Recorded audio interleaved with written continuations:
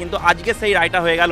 সরকার আজকে কালকে বলেছে আমরা সুপ্রিম কোর্টে যাব, কিন্তু সরকারের এই অভিপ্রায়টা সম্পূর্ণ খারাপ। কারণ সরকার এখনো চাইছে এই যোগ্যদের ডাল করে সেই অযোগ্যদের বাঁচাতে, আর আমরা আজকে এই পথে বসেছি সেই অযোগ্যদের জন্যই। আমাদের বাংলা বার্তা থেকে বলছি সন্ময় বন্দ্যোপাধ্যায়। যোগ্যদের সামনে রেখে অযোগ্যদের আড়াল করার চেষ্টা হলো, অর্থাৎ যোগ্যদের বলি দিয়ে শেষ পর্যন্ত অযোগ্যরাও তলিয়ে গেল। বাংলার রাজনীতিতে এখন এই বিষয়টাই সব থেকে বেশি আলোচিত। 25,753 জন শিক্ষিত মানুষের ছেলেমেয়েদের চাকরি যাওয়ার পর, বহু যোগ্যতার মধ্যে মিলেমিশে একাকার হওয়ার পর, ওই শিক্ষিত বেকার যারা চাকরি হারালেন, যারা যোগ্যতার ভিত্তিতেও চাকরি পেয়েছেন, তারাও যখন চাকরি হারালেন, তারা যে বার্তাটা দিলেন, সেই বার্তাটা দিয়ে আজকের এই প্রতিবেদন শুরু করলাম। কেন এটাই হচ্ছে বাংলার কল অফ দ্য ডে। এখন তো এই মুহূর্তে বাংলার মানুষ এটা নিয়ে আলোচনা করছে। প্রচুর লোকের কাছে লক্ষ লক্ষ টাকা, 10 লাখ, 15 লাখ, 20 লাখ, 30 লাখ, 25 লাখ তৃণমূল কংগ্রেস ছোট বড় মেজো নেতারা টাকা তুলেছেন এবং শেষ পর্যন্ত কালীঘাট ক্যামাক স্ট্রিট পর্যন্ত সেই টাকা পৌঁছেছেন। পৌঁছানোর পর ক্যামাক স্ট্রিটের কর্তার তখন হুঁশ হয়েছে যে কোনোভাবে হোক ওই স্কুল সার্ভিস কমিশন যেন বারবার আদালতের নির্দেশ সত্ত্বেও কিছুতেই যেন যারা জালিয়াতি করেছে চাকরি পেয়েছে তাদের তালিকাটা যাতে কিছুতেই আদালতে পেশ না করে। সেই পেশ যদি করে তখন তো ভাইপো ফাঁসবেন। ফলত যেটা হওয়ার সেটাই হলো। শেষ পর্যন্ত 25,753 জনের চাকরি গেল জাস্টিস দেবাংশু বসাকের ডিভিশন বেঞ্চের রায়। ঠিক সেই প্রেক্ষিতে একটা গল্পের দরকার ছিল, একটা প্লটের দরকার ছিল। আপনার মনে আছে 2021 নির্বাচনে নন্দীগ্রামে গিয়েছেন মমতা বন্দ্যোপাধ্যায় প্রচারে, তিনি নির্বাচনে দাঁড়িয়েছেন। হঠাৎ গাড়ি যে সামনের সিটে বসছিলেন উঠে দাঁড়িয়ে মানুষকে হাত নাড়ছিলেন। স্বাভাবিকভাবে মানুষ যখন কাছে আসে গাড়ি যে দরজা, সে দরজায় প্রেশার পড়ে, পায়ে লেগেছে, পাটা মচকে ছিল, ভাঙেনি, কিন্তু সেই ভাঙা পাকেরই মচকানো পাকে ভাঙা পা দেখি একটা হুইল চেয়ার জোগাড় করে ফেললেন। সারা নন্দীগ্রাম, সারা পূর্ব মেদিনীপুর কোথাও সুপার স্পেশালিটি হসপিটালে তার চিকিৎসা হলো না, চিকিৎসা হলো কোথায়? পিজি হসপিটালে। সবাই গল্পটা বুঝেছিল সেদিন, কিন্তু ততক্ষণে পায়ে প্লাস্টার এবং শেষ পর্যন্ত একটা হুইল চেয়ার জোগাড় করে সারা বাংলায় ওরা আমাকে মারতে চেয়েছিল, ওরা আমাকে মেরে ফেলছিল। সেই গল্পের প্লট সাজিয়ে সারা বাংলায় 2021 ভোট চেয়েছিলেন মমতা বন্দ্যোপাধ্যায়। এবারেও 2024 নির্বাচনে একটা প্লটের দরকার ছিল। অনেক চেষ্টা করলেন, মধ্যিখানে কপালে একটা স্টিকার, সেটাও লোকে ধরাধরি করে ফেললো, সেটাও আর টিকলো না। 100 দিনের কাজের টাকা দিচ্ছে না, অনশন, সেই অনশনের গল্প মানুষ আর পাবলিক আর সেভাবে কেলো না। অনেক গল্প করানোর চেষ্টা করছেন নানানভাবে। তার আগে বিভিন্ন টুকরো প্লট তৈরি করার চেষ্টা করেছেন। শেষ পর্যন্ত এই প্লটটাকে ছাড়লেন কখন একটু ভালো করে খেয়াল করে রাখুন।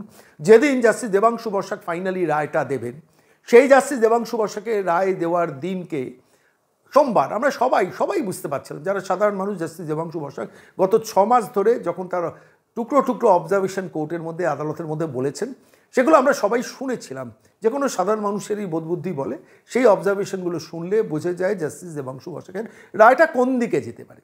আমার ধারণা, আমাকে কেউ বলেনি যে শুভেন্দু অধিকারী সেইটাকে ইঙ্গিত করেই বলেছিলেন সামনের সপ্তাহে একটা বোমা ফাটবে। সেই বোমাটা যে আদালতে ফাটবে এবং সেই আদালতে যে সরকারের বেআব্রু হয়ে যাবে, এই চৌর্যবৃত্তিটা বেআব্রু হয়ে যাবে, এটাকেই সম্ভবত তিনি ইঙ্গিত করার চেষ্টা করেছিলেন। সেইটাকেই মানে করলেন মমতা বন্দ্যোপাধ্যায়, ওরা আমাকে বোম দিয়ে আমাকে আর আমার ভাইপোকে মেরে দিতে চাইছে। বাংলার মানুষের ওই রাজনীতি করতে তারা পছন্দ করে না মমতা বন্দ্যোপাধ্যায়। আপনি বুঝেও না বোঝার ভান করেন। শুভেন্দু অধিকারী যেটা বলেছিলেন সম্ভবত এই আদালতের রায়কে কেন্দ্র করেই বলেছেন, কিন্তু মমতা বন্দ্যোপাধ্যায় সেটাকে ইন্টারপ্রেট কী করলেন, একটা গল্প তৈরি করার চেষ্টা করলেন। আর এই প্লটটা, যে প্লটটার কথা আমি বলছি, সে প্লটটা কিন্তু তৈরি করা ছিল অনেক দিন আগে। যেদিন 6 মাসের ইঙ্গিতটা তো ছিল, সবাই তো জানেন যে মে মাসের 9 তারিখের মধ্যে সুপ্রিম কোর্টের নির্দেশ মোতাবেক কলকাতা হাইকোর্টে এই রায়টা বেরোবে। কলকাতা হাইকোর্ট থেকে এই রায়টা বেরোবে যে শেষ পর্যন্ত 25,753 জনের চাকরি থাকবে কি থাকবে না। এখন ইঙ্গিতটা বুঝেছিলেন মমতা বন্দ্যোপাধ্যায়। তাঁর তো গোয়েন্দা দপ্তর প্রচণ্ড সচেতন এবং তার ইন্টেলিজেন্স লেভেলও খুব ভালো, ফলে তিনি বুঝেছিলেন যে চাকরি চলে যেতে পারে। নির্বাচনের আগে যদি চাকরি চলে যায় তার একটা তখন গল্প দরকার হবে। সে গল্পটা কি, একটা হুইল চেয়ার দরকার হবে, কিন্তু হুইল চেয়ার তো এখন পাবে না, হুইল চেয়ারের পুরনো হয়ে গেছে। তাহলে একটা নতুন প্লট দরকার। কোন প্লট? এই প্লটটা হচ্ছে ভাইপোর লাইফ থ্রেট। আমাকে ওরা মেরে ফেলতে চাইছে, ভাইপোকে ওরা মেরে ফেলতে চাইছে। তার জন্য কি করা হলো? মুম্বাই থেকে অপরাধীকে ধরে নিয়ে আসা হলো, একজনকে সাজিয়ে ধরে নিয়ে আসা হলো। খেয়াল করবেন, এই নির্বাচন মিটে গেলে সব ওই প্লট নিয়ে আর কেউ কোনো আলোচনা করবে। খেয়াল করবেন আপনারা, মুম্বাই থেকে যারা শেখ শাহজাহানকে 56 দিন ধরে খুঁজে পায় না, তারা মুম্বাই থেকে ভাইপোর বাড়িকে কবে ছবি তুলে গেছে সেইটা ভিডিও ক্যামেরায় ধরা পড়েছিল, সেইটাকে কেন্দ্র করে মুম্বাই থেকে এক ব্যক্তিকে ধরে নিয়ে এলো এবং পুলিশ কর্তারা প্রেস কনফারেন্স করতে বসে গেলেন। কি ইন্টারেস্টিং! আমি দেখছিলাম যখন 25,753 জনের চাকরি যাচ্ছে, সারা বাংলা উত্তাল, নিন্দে করছেন, চোর চোর চোর মমতা, চোর অভিষেক স্লোগান উঠছে। সেই সময় দাঁড়িয়ে 3টে নির্দিষ্ট চ্যানেল একটা হচ্ছে কলকাতা টিভি, কৌস্তব রায় টিভি, আপনারা জানেন তৃণমূল কংগ্রেসের ঘরোয়া চ্যানেল। দ্বিতীয় হচ্ছে পিসির চ্যানেল, নিউজ 18 চ্যানেল, তৃণমূল নেতা বিশ্ববিন্দারের চ্যানেল। তারা চিৎকার করে শুরু করলেন, এই এই এই এই দেখো দেখো দেখো দেখো দেখো দেখো ভাইপোর জীবন সংকট হতে চলেছে। আর তৃতীয় হচ্ছে ভাইপোর নিজের একটা চ্যানেল আছে যার নাম হচ্ছে জি24 ঘন্টা।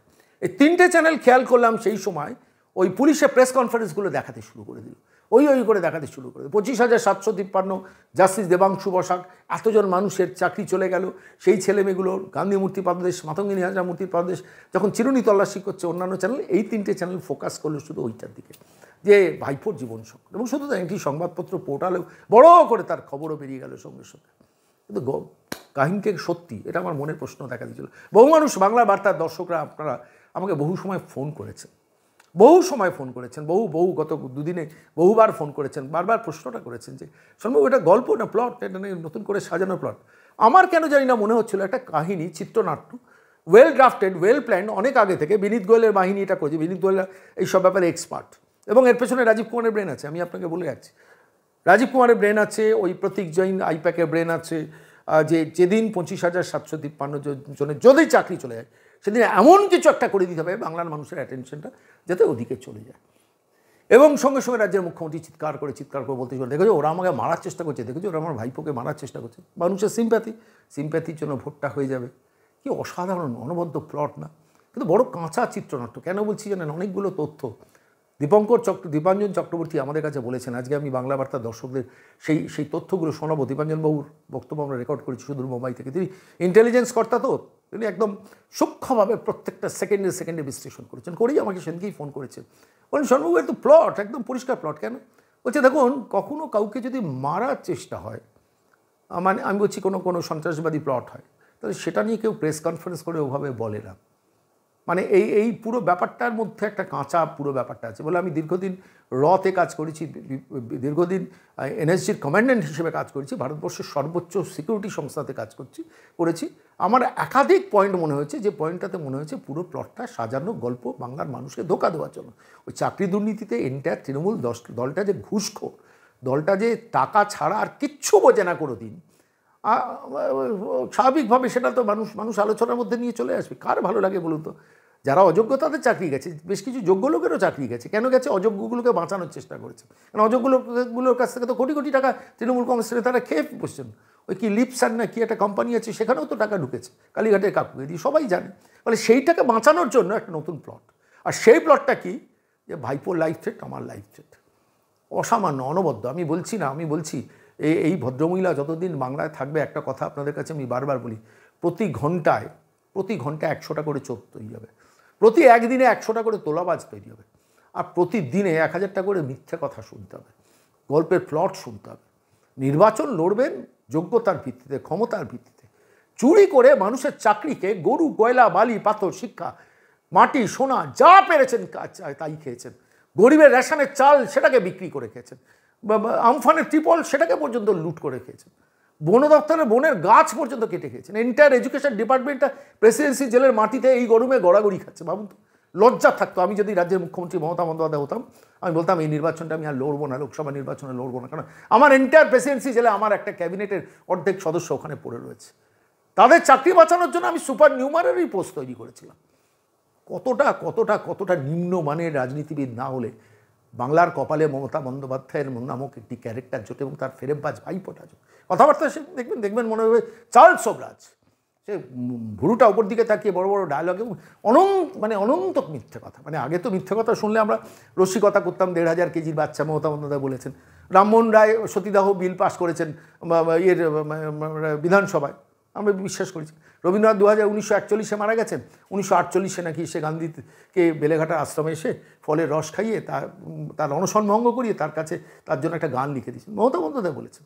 এসব দিনের পর দিন রাকেশ রোশন চাঁদে গেছেন, ইন্দিরা গান্ধী চাঁদে গেছেন, আমরা ঠাট্টা মশকরা করতাম। কিন্তু এখন ভদ্রমহিলা এমন একটা জায়গায় চলে গেছেন, নির্বাচন জেতার জন্য যা পারছেন তাই করছেন। একদিকে মিথ্যে কথা, একদিকে গল্পের প্লট সাজানো। আমি আজকের এই প্রতিবেদন দীর্ঘায়িত করবো না, বিশ্বাস করুন। এই ভদ্রমহিলাকে নিয়ে বেশি বলতে ইচ্ছে করে না। তাড়ান, আমি বলছি আপনারা আপনার পরবর্তী প্রজন্মকে বাঁচানোর জন্য তাড়ান, যে যেখানে জিতবে তাকে জেতান। দল ধর্ম নির্বিশেষে কাউকে দেখার দরকার নেই। যিনি যেখানে তৃণমূলকে হারাতে পারবেন তাকে ভোটটা দিন।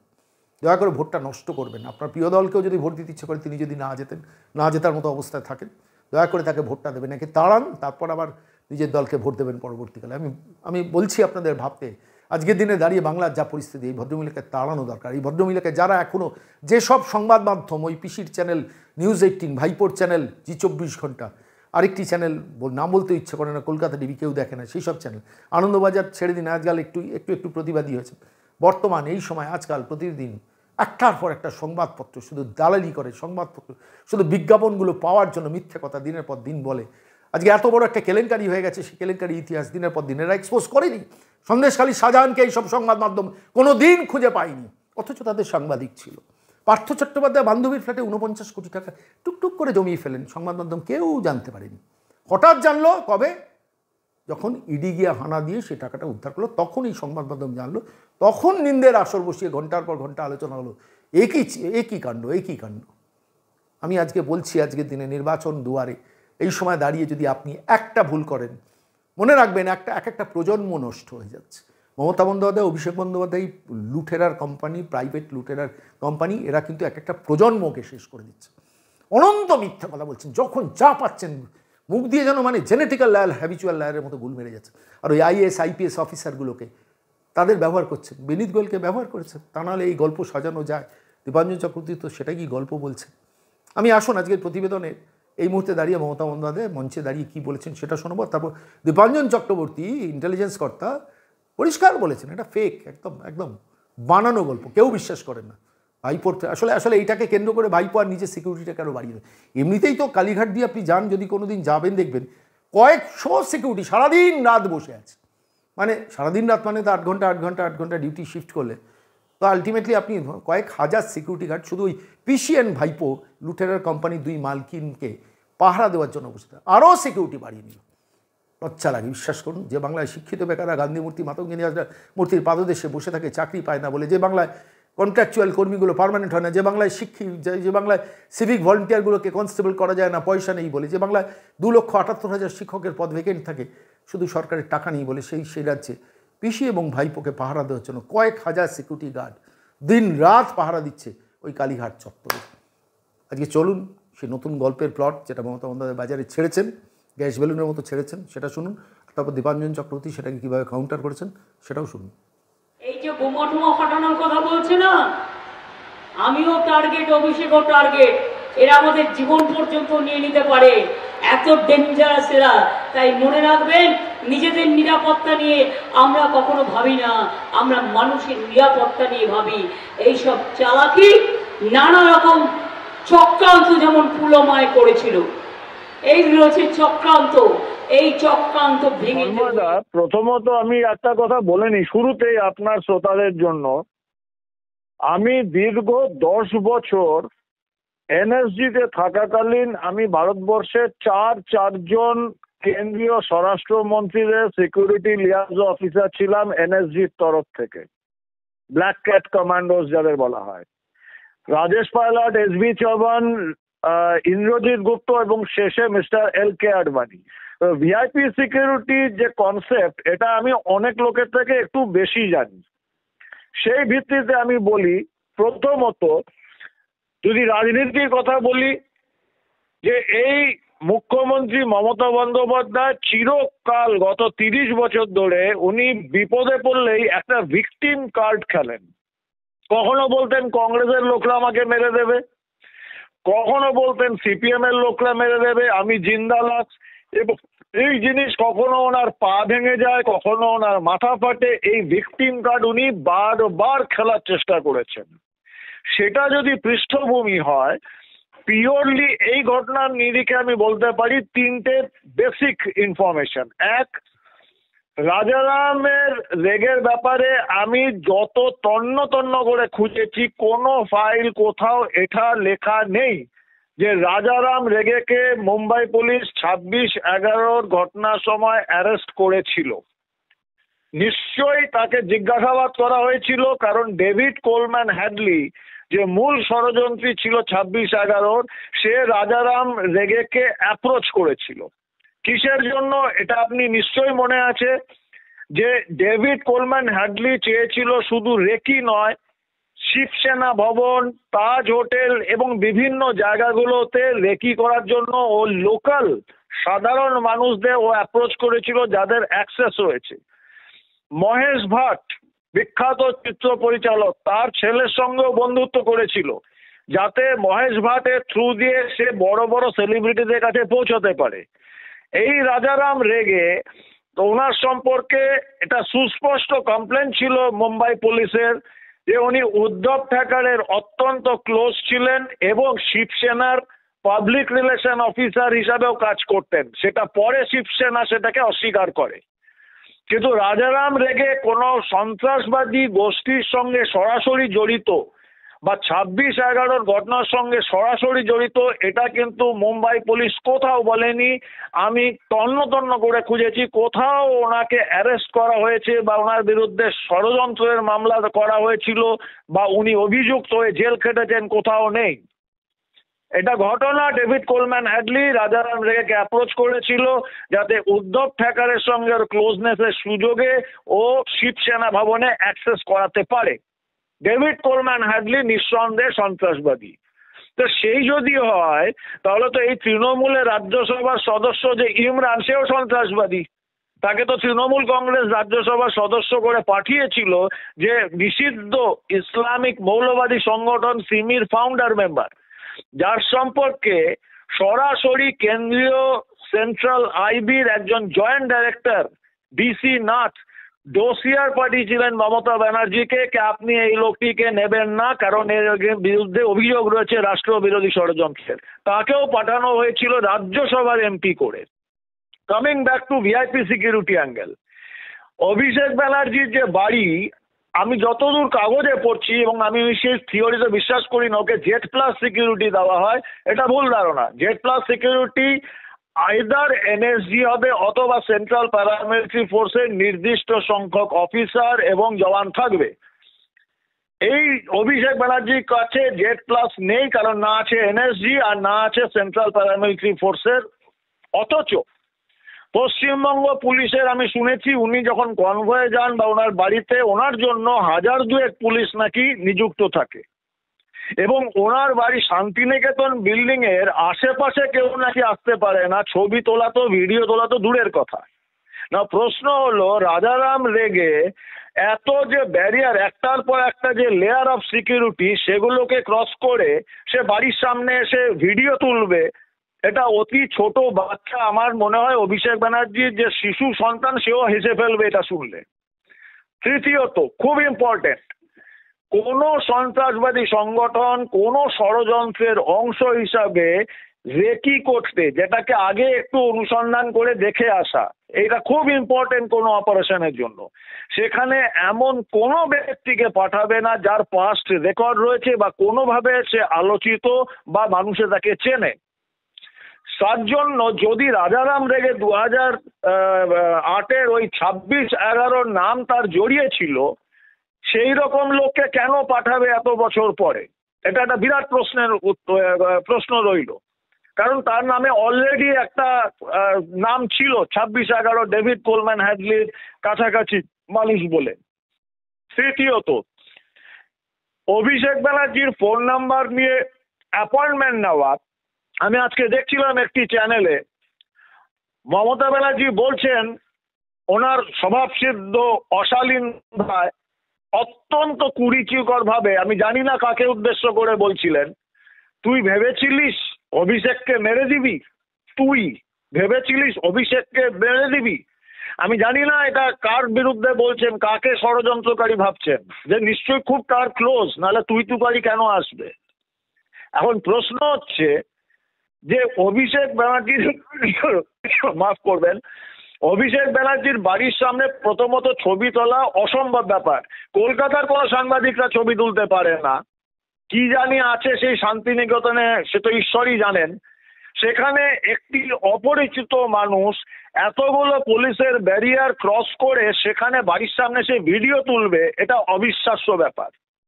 তৃতীয়, খুব ইম্পর্টেন্ট, কলকাতা পুলিশ তারা এত দক্ষ যে নাকের ডগায় মুখ্যমন্ত্রীর বাড়িতে মুখ্যমন্ত্রীর মাথায় চোট লাগলো, সেই চোট নিয়ে অনেক ড্রামা হলো এবং আমরা বিশ্লেষণ করে দেখিয়ে দিয়েছিলাম যেটা পুরোপুরি ড্রামা। কিন্তু এটা তো ঘটনা যে মাথায় একটু আধা ইঞ্চি হলেও কেটেছিল, কি করে কাটলো? মুখ্যমন্ত্রী সিকিউরিটির এত বড় একটা ব্রিচ, সেটা কিন্তু আজ পর্যন্ত কলকাতা পুলিশ জানাতে পারেনি। এটা পরিষ্কার, এতে কোনো সন্দেহ নেই। একজন অভিষেক ব্যানার্জির বাড়ি যদি ওদের আক্রমণের লক্ষ্য হয়, তার জন্য বাড়ির সামনে সে ভিডিও তুলবে, এটা অতি হাস্যকর। এটা যতটুকু আমার সারা জীবনের যে অভিজ্ঞতা সন্ত্রাসবাদ জিহাদ নিয়ে, সন্ত্রাসবাদীরা এরকম ভাবে কাজ করে না যে একজন ভিআইপি যার আশপাশে 400-500 পুলিশ তার বাড়ির সামনে সে ভিডিও তুলবে আর ফোন করে তার অ্যাপয়েন্টমেন্ট নেবে। আর অ্যাপয়েন্টমেন্ট যদি ধরুন অ্যাপয়েন্টমেন্ট পেলো, যেটা মমতা বলছে যে অভিষেক যদি অ্যাপয়েন্টমেন্ট দিত, বাস ওর সামনে গিয়ে গুলি করে দিত, এটা কেউ বিশ্বাস করবে? আজকাল এত ভয় এদের যে কোনো বাড়িতে লোক আসলে তার মোবাইলটা জমা পড়ে। এবং এটা বহুবার শুনেছি যে তৃণমূল কংগ্রেসের সে সাংসদ হোক, মন্ত্রী হোক, শান্তি হোক, ষড়যন্ত্রী হোক, অভিষেক ব্যানার্জির বাড়িতে তার কাছে কেউ মোবাইল ফোন নিয়েও যেতে পারে না, আর সেখানে একজন গিয়ে গুলি করে দেবে। এটা একটা অত্যন্ত দুর্বল চিত্রনাট্য। ওনার কাছে কিছু এইসব নাট্যকার আছে না, কি সব ভৃত্য বসু টসু এদের দিয়ে বানানো হয়েছে। দুর্ভাগ্যের ব্যাপার, কলকাতা পুলিশের অত্যন্ত দক্ষ অফিসাররা যখন ওই চিত্রনাট্য, ওই ভৃত্যের চিত্রনাট্যর অনুযায়ী তারা প্রেস কনফারেন্স করে, আমি পৃথিবীতে কোনোদিন শুনিনি সারা জীবনে এত সেন্সিটিভ ভিআইপিদের সঙ্গে ডিউটি করে যে কোনো ভিআইপি থ্রেট লেভেলে যদি বাড়ে বা কোনো রকম অ্যাটেম্পট হয়, সেটা নিয়ে প্রেস কনফারেন্স করে বলা হয়। সিকিউরিটি অত্যন্ত গোপন ব্যাপার, সেখানে যথোপযুক্ত ব্যবস্থা নেওয়া হবে, কিন্তু সঙ্গে সঙ্গে প্রেস কনফারেন্স করে, এবং প্রেস কনফারেন্সের দিনটাও সেদিন যেদিন তৃণমূল কংগ্রেস এবং মমতা ব্যানার্জির এই ভয়াবহ স্বাধীনোত্তর ভারতবর্ষের সব থেকে বড় দুর্নীতি হাইকোর্টে একটা সপাটে থাপ্পড় মেরেছে রাজ্য সরকার এবং এই তৃণমূল দলটিকে এবং মুখ্যমন্ত্রীকে, আইনের থাপ্পড়। সেদিন জনগণের দৃষ্টি ঘুরিয়ে দেওয়ার জন্য এই দুর্বল কুৎসিত চিত্রনাট্যটা বানানো হয়েছে। আমি এখনো বিশ্বাস করি যে এটা একদমই চিত্রনাট্য বানানো হয়েছে লোকের দৃষ্টি ঘুরিয়ে দেওয়ার জন্য এবং সেই ভিকটিম কার্ড খেলার জন্য। কে মারবে, কেন মারবে অভিষেক ব্যানার্জিকে, তার যদি থ্রেট পারসেপশন থাকতো, কিসের ইন্টেলিজেন্স কাজ করছে, কি অ্যানালিসিস হয়েছে যে একজন লোক এসে পুরো সিকিউরিটি সিস্টেমটা ভেঙে তার বাড়ির সামনে চলে যাচ্ছে তাকে মারবার প্ল্যান করতে? তাহলে ক্যালকাটা পুলিশের যে স্পেশাল ব্রাঞ্চ এবং সিকিউরিটি ব্রাঞ্চ, তার অফিসারদের ইমিডিয়েট সাসপেন্ড করা হোক। সেটা কি করা হয়েছে? যদি প্রেস কনফারেন্স করে রাজারাম রেগেকে নিয়ে কৃতিত্ব দাবি করে, তাহলে কলকাতা পুলিশ এটা কেন বলছে না যে এই এত বড় সিকিউরিটি ল্যাপসের জন্য ডিসিপি সিকিউরিটি আর সিকিউরিটি হেড বা সিকিউরিটি ডাইরেক্টর সিকিউরিটি তাদের আমরা সাসপেন্ড করেছি, তদন্ত হচ্ছে যে এত বড় ব্রেক কি করে হলো, যদি হয়ে থাকে। এটা একটা অত্যন্ত কাঁচা চিত্রনাট্য, হাস্যকর। ওই মাথা ফাটার পরে যে উনি একটা সিম্প্যাথি ক্রিয়েট করার চেষ্টা করেছিল, সেটা যেমন ফুটো বেলুনের মতো চুপসে গেছে, এটাও চুপসে যাবে। লোকে হাসাহাসি করছে, ওনার বাড়ির শিশুরা বলে হাসাহাসি করছে। সন্ময় দা, অনেক ধন্যবাদ দীপাঞ্জন দা। মানে আপনার যে আপনি যেভাবে ব্যাপারটাকে ভেবেছেন, বাংলার অধিকাংশ মানুষ কিন্তু সেইভাবেই ব্যাপারটা ভাবছে, কিন্তু তারা হয়তো বলতে পারছে না। বাড়ির সুন্দর প্রাঞ্জল করে আপনি বুঝিয়ে দিলেন যে একটা নতুন চিত্রনাট্য, বড্ড কাঁচা চিত্রনাট্য ইদানিংকালে তৈরি করছেন। তো বড্ড কাঁচা একটা চিত্রনাট্য দিয়ে এই 25,753 কেলেঙ্কারিটাকে মমতা বন্দ্যোপাধ্যায় ঢাকার চেষ্টা করেছিল। এটা আমি নিশ্চিত সন্ময় দা, এটা ওই ওনার দু একটা পেটোয়া চ্যানেল আর দু একটা নিউজ পেপার, আমি দেখছিলাম একটা শতাব্দী প্রাচীন নিউজ পেপারের হেডলাইন ছিল, সেখানে একটা কোনায় ছোট্ট করে এই 25,000 ছেলে চাকরির ব্যাপারটা রয়েছে, অথচ এটা হেডলাইন একটি মানে সর্বাধিক বিকৃত সংবাদপত্র যারা পরিবেশন করে তাদের অনলাইন এডিশনে। দেখলে আবার হাসি পাচ্ছিল, অভিষেকের উপর জঙ্গি হানার আশঙ্কা। এই চিত্রনাট্য ওর পেটোয়া লোকজনরাই বিশ্বাস করবে, বাংলার মানুষ বিশ্বাস করবে না। অনেক ধন্যবাদ দীপাঞ্জন দা, অনেক ধন্যবাদ। ধন্যবাদ, জয় হিন্দ।